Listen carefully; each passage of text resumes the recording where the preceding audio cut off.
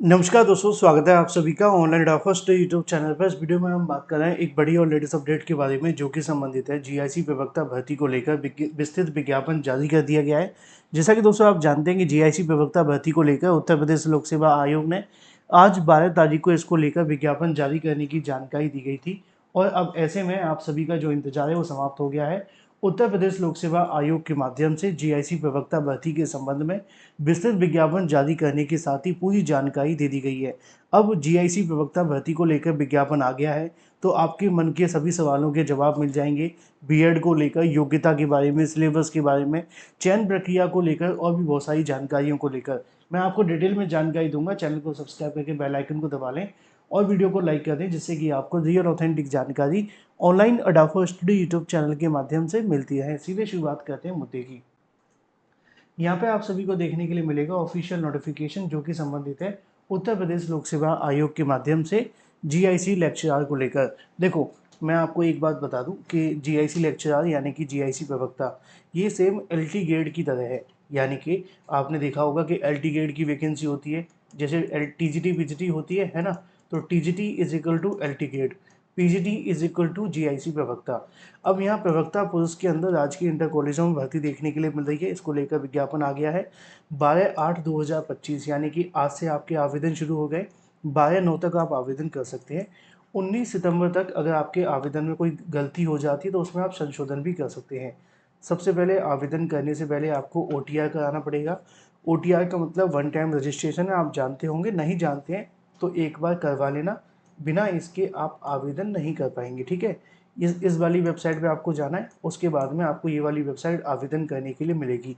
इसमें थोड़ा सा नीचे आप जाएंगे तो यहाँ पे आपको देखने के लिए मिलेगा शुल्क, जो कि आपसे 125 रुपये लिया जाएगा।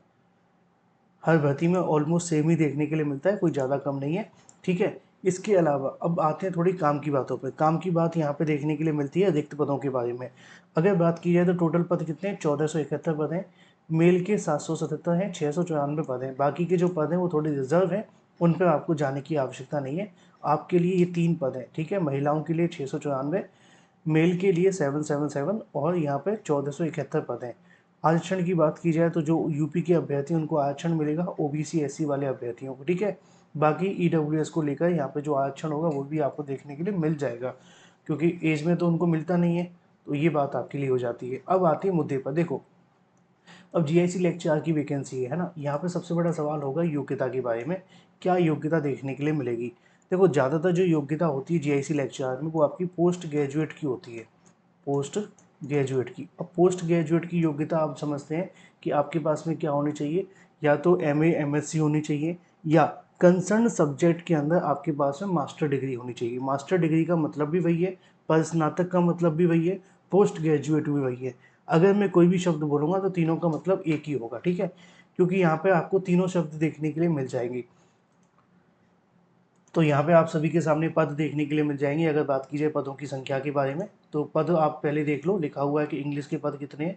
इंग्लिश में आपके 100 पद हैं, अर्थशास्त्र में 41 पद हैं, इतिहास में 41 हैं, उर्दू में 27 हैं, गणित में 94 है, भौतिक विज्ञान में 86 हैं, रसायन विज्ञान में 85, जीव विज्ञान में फिर 73, भूगोल के अंदर है 38, संस्कृत में है 36, नागरिक शास्त्र में 51 है, और समाजशास्त्र के अंदर 23 है, हिंदी के अंदर 82 हैं। टोटल 777 पद हैं। फीमेल के भी आपको यहाँ पर देखने के लिए मिल जाएंगे, आप चाहें तो फीमेल के भी देख लो। इंग्लिश में 84, अर्थशास्त्र में 36, इतिहास में 34, उर्दू में 13, गणित में 28, भौतिक विज्ञान में 104, रसायन विज्ञान में 62, जीव विज्ञान में 73, भूगोल में 26, संस्कृत में 56, नागरिक शास्त्र में 54 और समाज शास्त्र में 54, हिंदी में 80। ये आपके टोटल पद 694। ठीक है, तो ये हो जाते हैं आपके पद। मिलता है कि इसकी योग्यता क्या है। योग्यता को लेकर बात की जाए तो प्रवक्ता में आवेदन करने के लिए आपकी जो योग्यता देखने के लिए मिलेगी वो ये वाली होंगी। मैं इस पर डिटेल में आऊँगा क्योंकि ये बाद में एक एक करके समझा दूंगा। पहले पूरे विज्ञापन को देख लेते हैं कि काम की बातें क्या हैं। यहाँ पे आप देखेंगे, ठीक है, आपका मुख्य परीक्षा लिखित परीक्षा के आधार पर होगी। एज लिमिट 21 से लेकर के 40 वर्ष की देखने के लिए मिलेगी। इसी तरीके से थोड़ा सा और हम नीचे जाएंगे तो यहाँ पे आप सभी को सिलेबस के बारे में जानकारी मिल जाएगी कि किस तरीके से आपका सिलेबस देखने के लिए मिलेगा, एग्ज़ाम का पैटर्न क्या होगा। थोड़ा सा पहले एक बार विज्ञापन को देख लेते हैं, फिर आके मैं आपको समझाऊंगा उस पर। ठीक है, ये आपका विज्ञापन आ जाता है। जिसमें लिखा हुआ है कि आपका जो एग्ज़ाम का पैटर्न होगा वो ये वाला देखने के लिए मिलेगा। जिसमें अगर हम बात करें आपके एग्ज़ाम के पैटर्न के बारे में, तो 120 क्वेश्चन देखने के लिए मिलेंगे, जिसमें आपके वैकल्पिक 80 प्रश्न रहने वाले हैं, सामान्य अध्ययन से 40 रहेंगे। टोटल 2 घंटे का समय मिलेगा, 300 नंबर के क्वेश्चन रहने वाले हैं। कहाँ से पूछा जाएगा? यहाँ से आपको क्वेश्चन पूछे जाएंगे। ये तो बात होगी आपके अगर बात की जाए जो आपका प्री होने वाला, ठीक है, प्रारंभिक परीक्षा के बारे में। अब आते हैं वैकल्पिक विषयों को लेकर। तो ये वैकल्पिक विषय है, इसको आप देख लेना। यहाँ पे जो आपकी मुख्य परीक्षा है उसको लेकर जानकारी देखने के लिए मिलेगी। मुख्य परीक्षा में 100 नंबर मिलेंगे, आपको 2 घंटे का समय होगा। द्वितीय क्वेश्चन के लिए आपको 3 घंटे का 300 नंबर देखने के लिए मिलेंगे, है ना। इसी तरीके से आपका जो क्वेश्चन है वो रहेगा। अब आप चाहें तो सिलेबस को पढ़ लेना, हम थोड़ा सा समझ लेते हैं योग्यताओं के बारे में। यहाँ पे आती है सबसे पहली योग्यता। जैसे कि अगर बात की है समाज शास्त्र को लेकर, अगर आप समाज शास्त्र में आवेदन करना चाहते हैं तो आपकी क्या योग्यता रहेगी वो आप यहाँ देख सकते हैं। जूम कर दिए जिससे कि आपको आसानी से दिख जाए।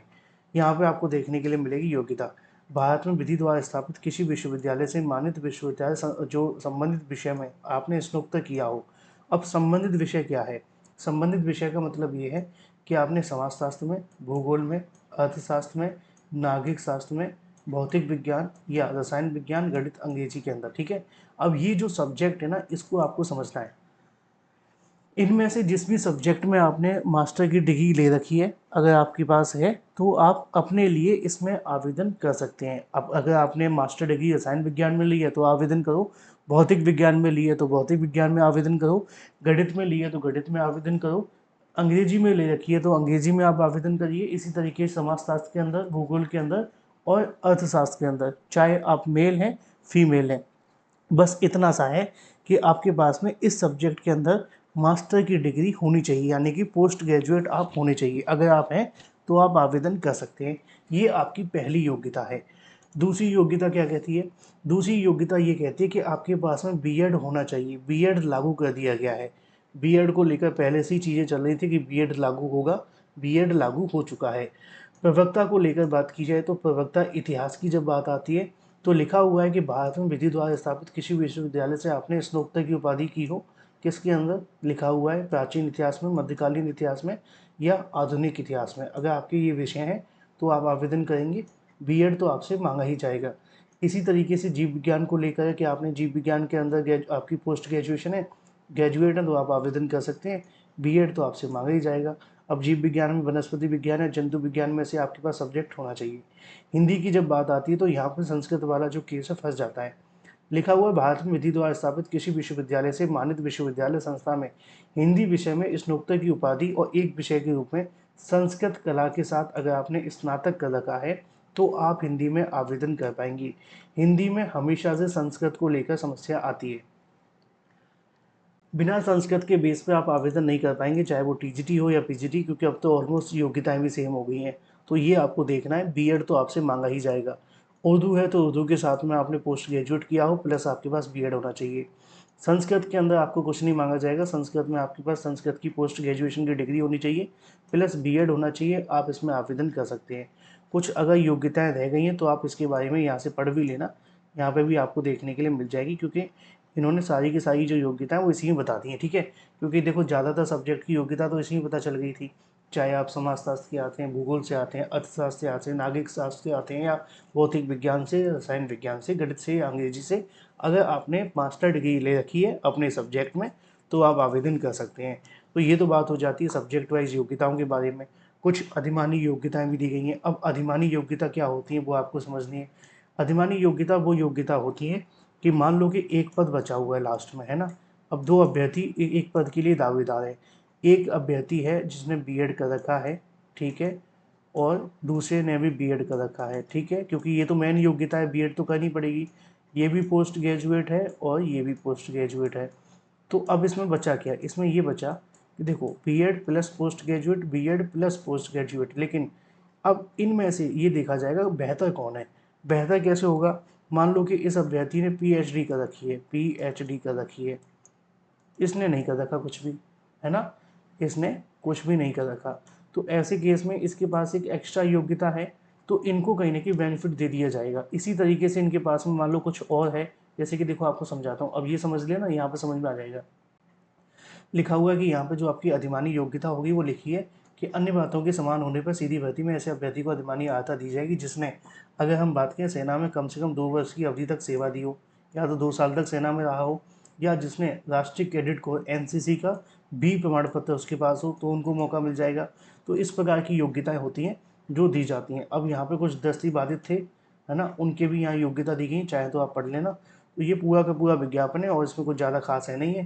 थोड़ा बहुत और होगा, नेगेटिव मार्किंग इसमें आपको देखने के लिए मिलेगी, कट ऑफ भी आपको देखने के लिए मिलेगी, है ना, वो आपको यहाँ पे मिल जाएगी, मैं दिखा भी दूंगा। ठीक है, तो नेगेटिव मार्किंग और कट ऑफ आपको ध्यान में रखनी है। वैसे तो 30-35% ही रहता है हमेशा, 30-40% जो कि कट ऑफ रहती है। नेगेटिव मार्किंग इसमें 1/3 की आपको देखने के लिए मिल जाएगी, और यहाँ पे आपको देखने के लिए मिलेगा वैवाहिक स्थिति में दिया गया है। ठीक है, ये हो जाती है आपकी योग्यता।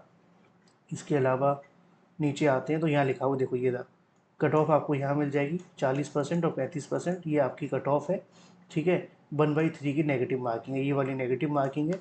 इसके अलावा इसके अंदर और कुछ ज़्यादा खास नहीं है जो आपको मुझे बताना पड़े, क्योंकि ऑलमोस्ट आपके सामने वही सिलेबस होगा, है ना, एग्ज़ाम का पैटर्न होगा। इसको आप पढ़ लेना। अगर आपके मन में कोई सवाल आता है तो मुझसे कमेंट करके पूछ लेना, मैं उसका जवाब दे दूंगा। हाँ, पदों की संख्या अगर आप देखना चाहते तो वो यहाँ से देख सकते हैं। यहाँ पे लिखी हुई है इंग्लिश को लेकर, अर्थशास्त्र के बारे में। ये सभी के सब्जेक्ट वाइज पद आप सभी के सामने है ना। 777 जो पद है वो देखने के लिए मिलेंगे। ठीक है, ये आपके पद आ जाते हैं।